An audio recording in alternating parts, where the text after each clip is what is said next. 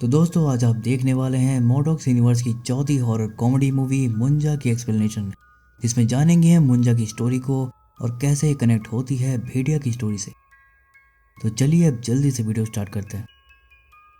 कहानी की शुरुआत होती है 1952 में महाराष्ट्र के कोंकण गांव से, जहां रहता है गोटिया नाम का लड़का, जिसकी उम्र है लगभग 10 से 12 साल के बीच। गोटिया यहाँ अपनी मम्मी पापा और छोटी बहन गीता के साथ रहता है।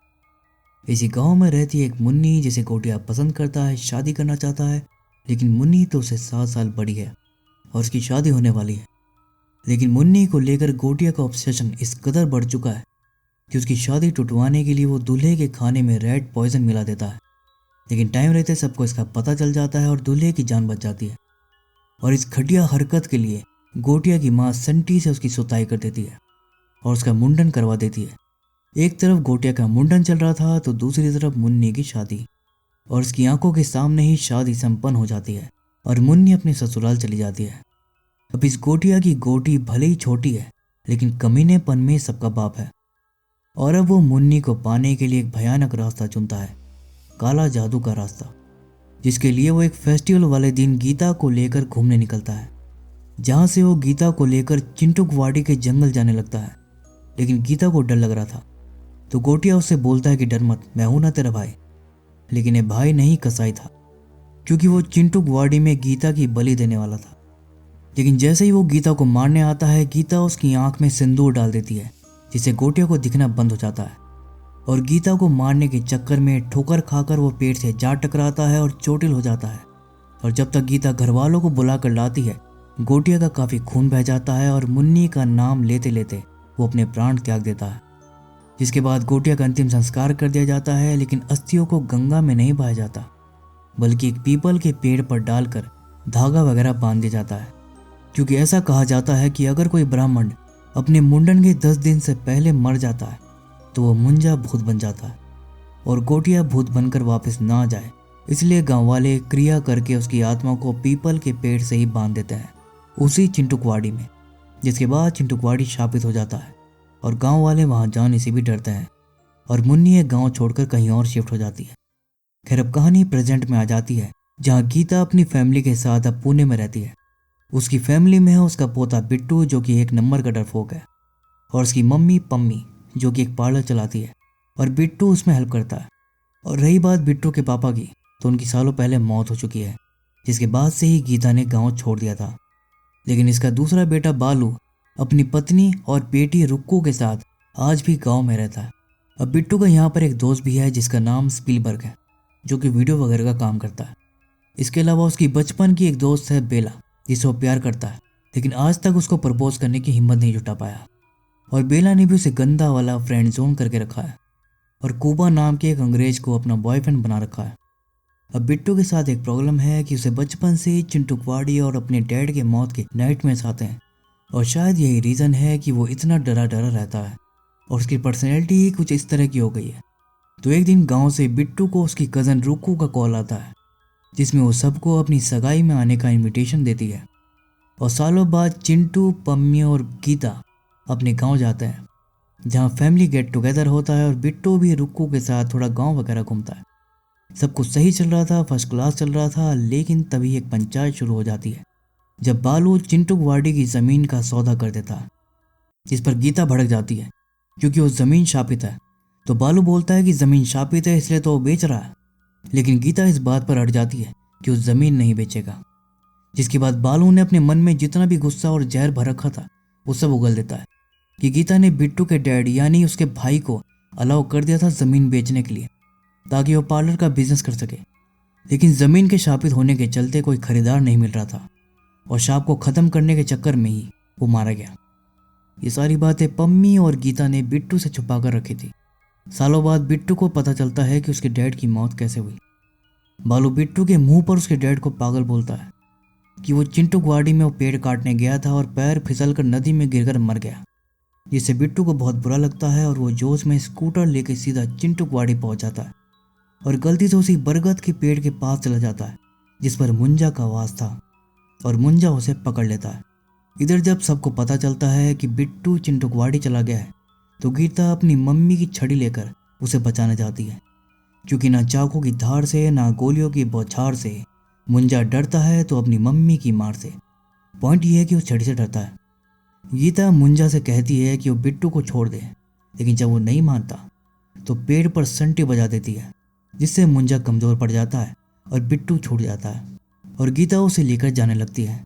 लेकिन मुंजा फिर से आकर बिट्टू को पकड़ लेता है, जिस पर गीता उसके हाथ पर जोर से छड़ी मारती है और मुंजा उसे छोड़ देता है, लेकिन उसकी छाप बिट्टू के पीठ पर रह जाती है। खैर अब दोनों चिंटू वाड़ी से बाहर आ जाते हैं, जहाँ पर गीता उसे सब कुछ बताती है कि कैसे उसका भाई मुंजा बना। वो बिट्टू से बोलती है कि घबराने की जरूरत नहीं है, वो उसी पेट से बंधा है, यहाँ नहीं आ सकता। लेकिन तभी बिट्टू की पीठ पर बना निशान चमकने लगता है और मुंजा आकर गीता की गर्दन मरोड़ कर उसे मार देता है, जिसे देखकर बिट्टू बेहोश हो जाता है। हॉस्पिटल में जब बिट्टू को होश आता है तो उसे जानकर गहरा धक्का लगता है कि उसकी प्यारी दादी अब इस दुनिया में नहीं रही। जिसके बाद रुक्कू की भी सगाई टूट जाती है और गीता के फनल पर बालू बिट्टू को भर भर के कोसता है कि यह सब उसी की वजह से हुआ है। जिसके बाद पम्मी बिट्टू को लेकर सीधा पुणे के लिए निकल जाती है। तभी रास्ते में बिट्टू की पीठ पर जोर की जलन होती है और वो निशान चपकने लगता है। जिसके बाद उसे पिछली सीट पर मुंजा दिखाई देता है और मुंजा उसे देखकर बोलता है कि तू मुझे देख सकता है, यानी तू ही मेरी मुक्ति करवाएगा। और फिर वो मुन्नी मुन्नी करने लगता है, जिससे बिट्टू बहुत ज़्यादा डर जाता है। लेकिन बाद में सब कुछ नॉर्मल हो जाता है और बिट्टू अपने घर पुणे आ जाता है। लेकिन रात को जब बिट्टू आराम से घोड़े बेचकर सो रहा था तो मुंजा आकर उसे हॉन्ट करने लगता है और कहता है कि उसे मुन्नी चाहिए। जिसके बाद मुंजा पम्मी के ऊपर जानलेवा हमला करता है और बिट्टू उसका काम करने पर मजबूर हो जाता है। लेकिन अकेले वो क्या करता, इसलिए वो स्पीलबर्ग से जाकर मदद मांगता है और उसे सब बताता है, जिस पर स्पीलबर्ग उसका मजाक उड़ाता है। तो बिट्टू उसे अपनी पीठ पर छपा निशान दिखाता है और जब रात में मुंजा आकर उसके कान में बोलता है तो वो भी डर जाता है और बिट्टू पर यकीन कर लेता है। और अब दोनों को मिलकर मुन्नी का पता लगाना है, नहीं तो मुंजा इनका जीना हराम कर देगा। तभी बिट्टू दिमाग लगाता है कि जब मुंजा उसके गांव का है तो मुन्नी भी उसके गांव की होगी। जिसके बाद वो रुक्कू को कॉल करके मुन्नी कानेटकर के बारे में पूछता है। तो रुक्कू बताती है कि वो मुन्नी को तो नहीं जानती, लेकिन कानेटकर फैमिली तो उनके बगल में ही रहती थी, लेकिन अब वो यहाँ नहीं रहते। लेकिन उनके कुछ पुराने फोटोग्राफ्स पड़े हैं, जिसे वो बिट्टू को व्हाट्सएप कर देती है और फाइनली उन फोटोज़ में से उन्हें मुन्नी मिल जाती है। जिसे देखकर स्पीलबर्ग बोलता है ये तो सेम टू सेम अपनी बेला लगती है, यानी मुन्नी बेला की दादी है। जिसके बाद ये लोग मुंजा को लेकर बेला के घर जाते हैं और इतने सालों बाद मुंजा अपनी मुन्नी को देखता है। लेकिन मुन्नी को देखते ही उसकी पुंगी बच जाती है, क्योंकि मुन्नी हो चली थी बुढ़ी। अब मुंजा को मुन्नी तो चाहिए थी, लेकिन जवान और खूबसूरत मुन्नी, ना कि बुढ़ी। कि तभी मुंजा की नज़र पड़ती है बेला पर, जो मुन्नी की ही कार्बन कॉपी थी। और अब वो बिट्टू से बोलता है कि उसे मुन्नी नहीं बेला से शादी करनी है और शादी के बाद बेला की बलि देनी है, जिसके बाद ही उसे मुक्ति मिलेगी।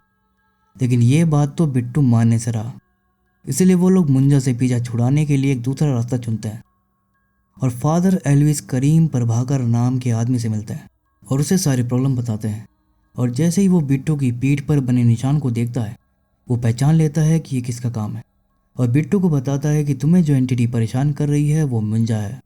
आगे एल्विस बताता है कि अगर कोई ब्राह्मण बच्चा अपने मुंडन के 10 दिन पूरे होने से पहले मर जाता है तो वो एक ऐसा ताकतवर ब्रह्म राक्षस बनता है जो कि मुंजा कहलाता है। मुंजा सिर्फ अपने रिश्तेदारों को दिखता है और उन्हीं में से किसी को अपना होस्ट बनाकर अपना काम निकलवाता है। इनका मकसद अपनी अतिरिक्त इच्छा को पूरा करना होता है, जो अक्सर शादी ही होती है, जिसकी एक खास विधि होती है।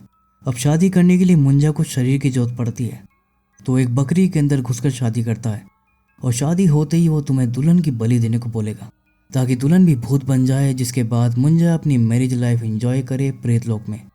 लेकिन अगर शादी से पहले ही बकरी को मार दे तो मुंजा खत्म हो जाएगा। एल्विस बताता है कि वो इसी तरीके को आजमा कर अब तक 4 मुंजा को निपटा चुका है। तो प्लान के मुताबिक पहले तो इन्हें बेला को किसी तरह गांव लेकर जाना होगा। तो बेला चलाती थी जुम्बा क्लासेस, जिसके ऐड का काम स्पीलबर्ग ने ले रखा था। तो वो बेला को बिट्टू के गांव में ऐड शूट करने को बोलता है और वो मान जाती है। जिसके बाद वो लोग बेला को लेकर गांव के लिए निकल जाते हैं और फादर एल्विस भी उनके साथ जाता है। लेकिन गांव पहुंचने के बाद वो उनसे अलग हो जाता है, ये बोलकर कि अगर वो उनके साथ रहेगा तो मुंजा को शक हो जाएगा। तो पहले तो ये लोग ऐड वैड शूट करके काम निपटाते हैं और फिर बेला अकेले में बिट्टू से कुछ बात करती है। वो बताती है कि उसका बॉयफ्रेंड कूबा चाहता है कि बेला अपनी क्लासेस वगैरह छोड़कर उसके साथ लंदन शिफ्ट हो जाए, लेकिन वो ऐसा नहीं चाहती और अब वो कंफ्यूज्ड है कि वो अपने पैशन को चुने या प्यार को, जिसके लिए बिट्टू से एडवाइस मांगती है। अब जब क्रश ऐसा पूछेगी तो बंदा तो यही कहेगा कि ब्रेकअप कर लो। बिट्टू ने भी घुमा फिरा कर कुछ ऐसा ही किया और नाम दादी का लगा दिया कि दादी कहा करती थी प्यार होना चाहिए पर हिम्मत भी, वगैरह वगैरह, जिसे सुनकर बेला में हिम्मत आ जाती है और वो ब्रेकअप के लिए मन बना लेती है। लेकिन तभी गुलदस्ता लिए कूबा वहाँ धमकता है और बेला से सॉरी बोलकर प्रॉमिस करता है कि वो उसके साथ इंडिया में ही रहेगा और बेला मान जाती है। जिसके बाद वो बेला से चिपकने लगता है और मुंजा ये देख लेता है तो वो कुआ पर अटैक करके उसे घसीट कर ले जाता है। उसे जान से तो नहीं मारता लेकिन कुछ करने लायक भी नहीं छोड़ता। एस हॉस्पिटल में डॉक्टर बताता है कि जिस जानवर ने उस पर हमला किया था वो कुबा के गुलाब जामुन खा गया और ये सुनकर बेला दुखी हो जाती है। तो उसका मूड फ्रेश करने के लिए बिट्टू उसे नारियल पानी पिलाता है जिसमें मिली हुई थी टाड़ी, जिसे बेला को भयंकर नशा हो जाता है और इस नशे की हालत में वो बेला को चिंटूगवाड़ी लेकर जाते हैं जहां उन्हें शादी वाली विधि करनी थी। और मुंजा बिट्टू को इंस्ट्रक्शन देता है जिसमें कि बिट्टू को अपने खून से बकरे के माथे पर एक खास निशान बनाना होगा, जिसके बाद मुंजा की आत्मा बकरी में चली जाएगी। खैर बिट्टू विधि शुरू करता है और मुंजा की आत्मा बकरी में आ जाती है, जिसके तुरंत बाद वो बकरी को मारने लगता है। लेकिन नशे की हालत में बेला एक पागलपंती कर देती है। वो खेल खेल में सेम निशान अपने माथे पर भी बना लेती है, जिससे आत्माओं की अदला बदली हो जाती है और मुंजा की आत्मा बेला में और बेला की आत्मा बकरी में आ जाती है और बेला की बॉडी में आकर मुंजा भी सेम नशा फील करता है। जिसके बाद वो बिट्टू पर अटैक करने आता है लेकिन ठोकर खाकर गिर पड़ता है और सब लोग बेला यानी उस बकरी को लेकर भागते हैं। लेकिन रास्ते में उन्हें बालू और बकरी का मालिक रोक लेता है और उन पर बकरी चुराने का इल्जाम लगाकर बकरी छीन कर ले जाता है। जिसके बाद तीनों जाकर पम्मी से बकरी वापस लाने को बोलते हैं, लेकिन तभी वहाँ पर मुंजा आ जाता है और सब उसे डर कर छुप जाते हैं और बिट्टू पम्मी को मुंजा की सारी कहानी सुना देता है कि तभी मुंजा उन्हें ढूंढ लेता है और वो लोग जान बचाकर भागते हैं। इसके बाद एंट्री होती है फादर एल्विस करीम प्रभाकर की, जो मुंजा को रोकता है और एक खास घेरे में कैद कर लेता है जिसे मुंजा पार नहीं कर सकता। अगर वो ऐसा करेगा तो जलकर भस्म हो जाएगा। जिसके बाद सब बकरी यानी कि बेला को लेने जाते हैं। जिसके बाद बेला के शरीर में मुंजा खुद को बेला दिखाकर रोने का नाटक करने लगता है और रुक्कू उसके चाल में फंसकर उसे देखने चली जाती है। जिसके तुरंत बाद वो रुक्कू पर अटैक करके आज़ाद हो जाता है। उधर वो लोग बकरी लेने जाते हैं लेकिन तब बहुत देर हो चुकी थी। बालू बकरी को मारकर दावत उड़ा चुका था।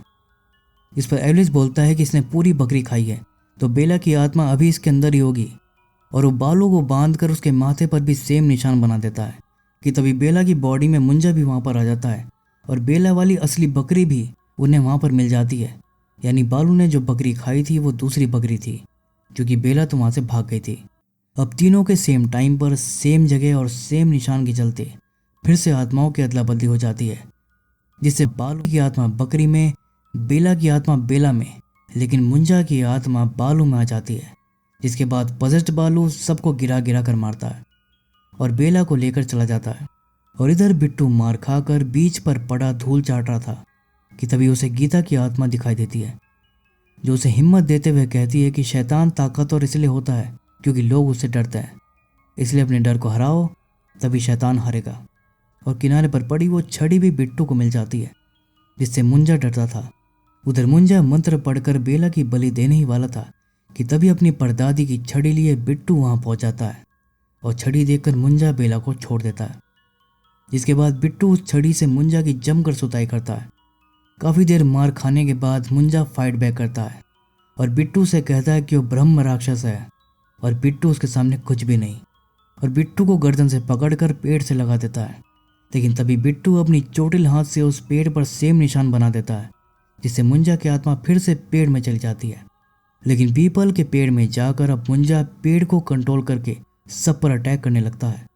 इसी बीच बेला के हाथ केरोसिन का डब्बा लग जाता है जो वो लोग विधि करने के लिए लाए थे और उसी केरोसिन को पेड़ पर डालकर वो लोग मुंजा सहित पेड़ को ही जला डालते हैं और फाइनली सब कुछ ठीक हो जाता है। और इन सब के बाद बिट्टू, जो कि अब हिम्मत वाला हो चुका था, फाइनली वो बेला को प्रपोज कर देता है और बेला घुमा फिरा कर उसे रिजेक्ट कर देती है। लेकिन इससे बिट्टू हर्ट नहीं होता क्योंकि अब ये वो वाला बिट्टू नहीं रहा जो लिवर लिवर करता था। अब भैया इसको तो चाहिए फुल इज्जत। इसलिए वो बोलता है कि देखो मैंने जो बोलना था मैंने बोल दिया, लेकिन मुंजा की तरह मैं तुम्हारे पीछे पीछे नहीं पड़ूंगा, लेकिन दोस्ती कायम रहेगी। भाई ने सेल्फ रिस्पेक्ट बना ली। और रही बात चिंटू वाडी की, तो बालू ने उसका सौदा कर दिया था और जिसने वो ज़मीन खरीदी थी वो वहाँ के पेड़ों को कटवाने लगता है और सबसे पहले मुंजा वाला पेड़ ही काटा जाता है, जिसके बाद हमें मुंजा की झलक भी दिखाई देती है। यानी वो ख़त्म नहीं हुआ, उल्टा पेड़ काटने से वो आज़ाद हो गया। और अब बात करते हैं पोस्ट क्रेडिट सीन की, जिसमें भास्कर भेड़िया बनकर फिर से कोई कांड कर दिया था और उसके पास कपड़े नहीं थे, जिस पर जना आकर उसे अपने कपड़े देता है और चड्डी पर मुन्नी लिखा देखकर भास्कर बोलता है कि साले ठरकी मुन्नी की चड्डी पहनता है। और मुन्नी का नाम सुनते ही मुंजा के कान खड़े हो जाते हैं, जो उसी जंगल में मौजूद था। और इसी के साथ ये मूवी ख़त्म हो जाती है। आई होप कि वीडियो आपको पसंद आई होगी। तो फिर मिलूंगा किसी और एक्सप्लेनेशन के साथ, तब तक के लिए take care and keep watching.